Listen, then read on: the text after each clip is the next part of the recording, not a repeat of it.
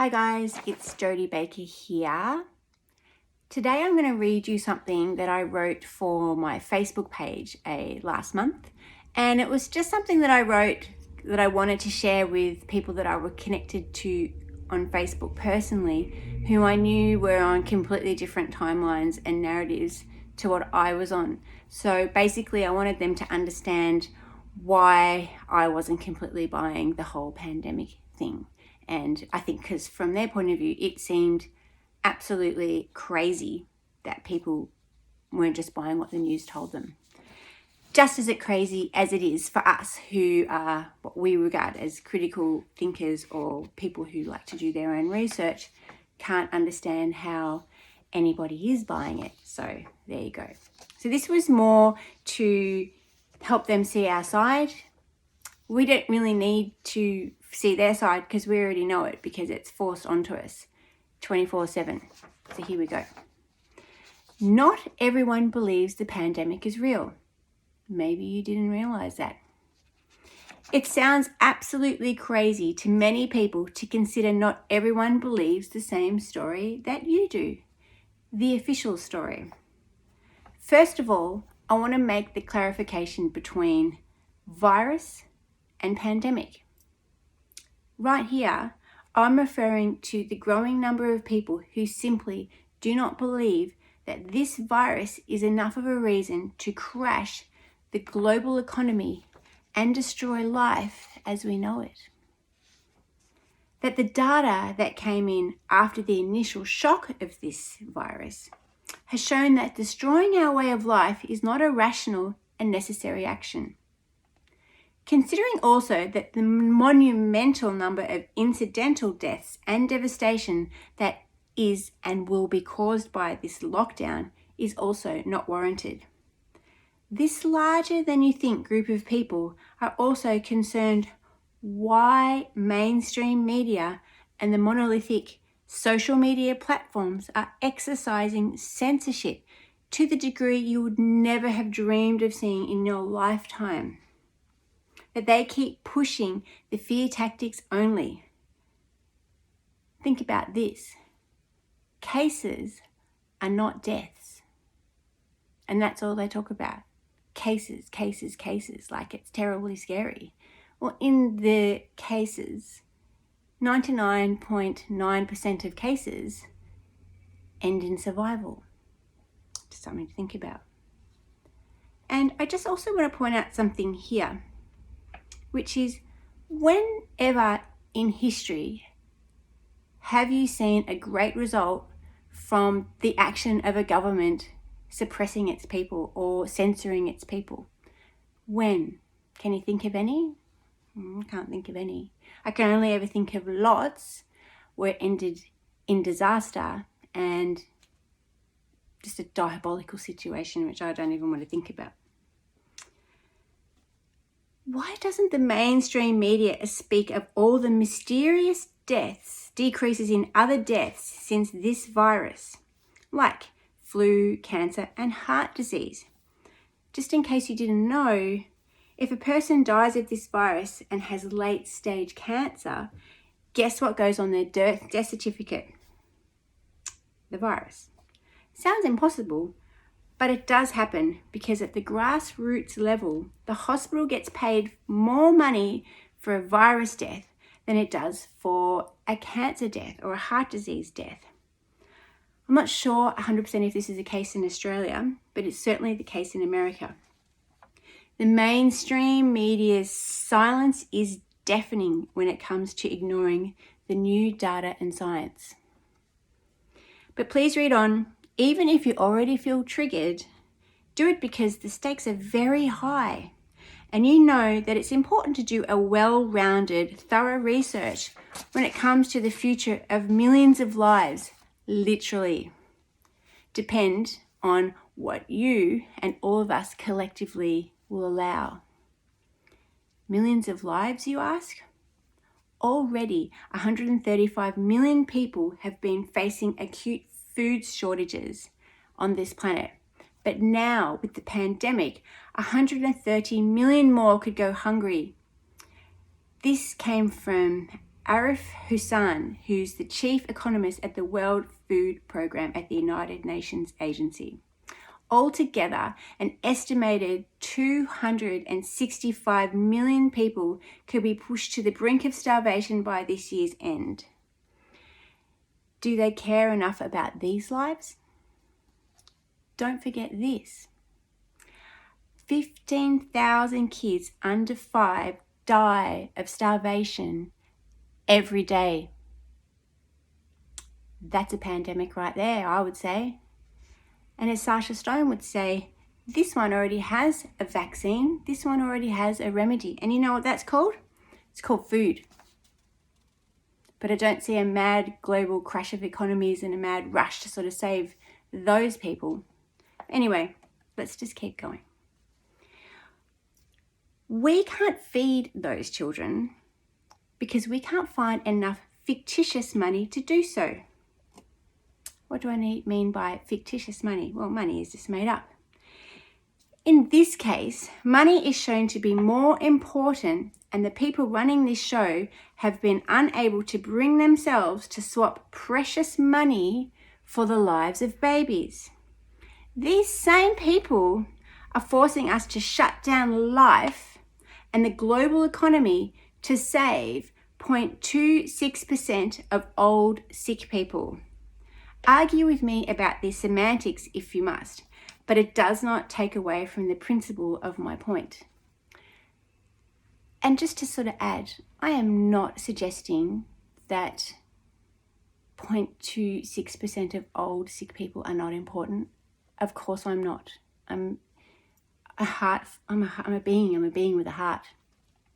This isn't about that. There is no magic solution here where everybody gets out of this unharmed. There is a virus that is killing people, obviously. Not as many as people believe, of course. But there's no magic answer, okay? So my point there is shutting down the globe itself, causing millions of other people to die to save 0.26% of old, sick people. I'm not sure if that's the rational decision, but that's quite controversial, and that's not really the point I'm trying to make here. That's just to think about.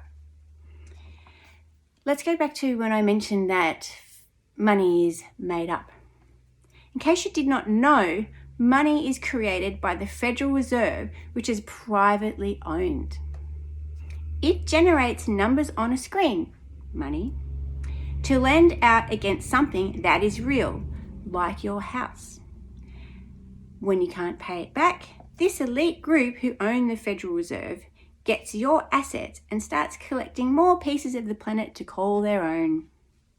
Generations of this has landed us to where we are right now, where a small group of people own everything, including, and most importantly, your government, your media, and big pharma, who make vaccines, by the way. Don't take my word for it. Do your research and check it out. Point being, money is made up by a small group of private enterprise who keeps us in scarcity, and they rule the world. There is no benevolent group, your government, looking out for your best interests. This is the reason why you are always complaining about our government and their illogical antics. It's because they are puppets. They are controlled by this group of elite who don't care less about you, and they never have. They still don't, even though they want to crash the global economy to save a very small fraction of small sick people, small old sick people, who, by the way, they have shown to never have cared about this group before. If you look at what they give them, sadly, pensioners get such little money that they live on dog food in many cases. They don't care. These same people want to crash the global economy to save these people. What I've mentioned in this post is only a fraction of what I could share with you. This post is already taking far longer than I ever intended. If this is true, why isn't everybody on board? Why isn't everyone in outrage? You may be asking yourself. Official mainstream followers at times behave aggressively towards alternative views. This is to be expected, of course, because in order to consume, integrate, or even consider the alternative narrative is to ask a person to undo everything they have ever known or believed in. That is a pretty big ask, and in most cases, it's just never going to happen. But the first and main concept that you need to really grasp if you want to start to awaken is the fact that it is fake news, basically. I don't want to cause a trigger with the whole Trump thing, but it is fake news. This media situation is not on your side. They are not helping you. They're not giving you valid information. They're not giving you updated science data. I could talk an hour on that, but let's keep moving on. It's not an easy thing to comprehend that the news and media is not telling you the truth and that it is not your friend. Believe me, I understand. It takes an enormous amount of time, research, heartache, will, commitment, and curiosity to figure this out and to find it out, because you're not going to just take my word for it. You've got to uncover it. The truth can't be told. It has to be revealed. What I'm calling out here for, the overall idea of what I'm doing this video for, is to activate into some people the motivation to go and find the truth. All of those qualities that it takes to find out this truth that I just read out, these are qualities that the current construct, the nature of our day-to-day life, has diluted out of us humans after many, many years. How have they done it? Well, they've done it by poisoning us, haven't they? They put it in our water, they do it in our food, they inject it into us as soon as we're born. They make us so busy that in order to survive, like just literally survive, we have to work practically 24/7 just to be alive, just to put a roof over our head. There's no time for critical thinking. So it's not anyone's fault. This is literally just how they've designed it. This is how it's gone down. Another way to put it is to say that when a person hears an alternative view, a mental program gets triggered to not only push away and reject this information, but it will cause them to do the job of the oppressor of critical thinking. They feel compelled to attack the information and the person communicating. Why? Because they're trying to protect themselves. They want to protect what they've believed their whole life. If you want to start to undo a lifetime's belief system, that is absolutely terrifying to the majority of people on this planet. So it's little wonder that they're going to attack you and reject you and not want to hear it. It's too hard. But this is why it is taking so long for the truth to come out. It's important for you to know that just as hard as it is for you to believe some don't follow or believe in the mainstream narrative, it's that hard for us who don't to understand how you do. It's a bit of a tongue twister. The reason I bring this up is to show you how we all need collectively to understand each other and respect each other's opinions. It's not a one-way street. From my research, it has become very apparent that speaking our truth is paramount in these unprecedented times. But sadly, it can be the catalyst of divide, even between people who love each other. More divide, anger, fighting, and intolerance is the last thing we need right now.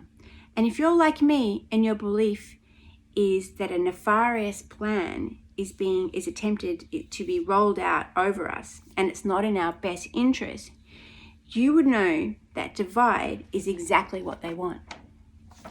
They want to divide and conquer. It's, historically the number one thing that they have always used in war.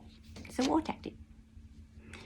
I truly believe we can all respect and value each other even if our views are not the same.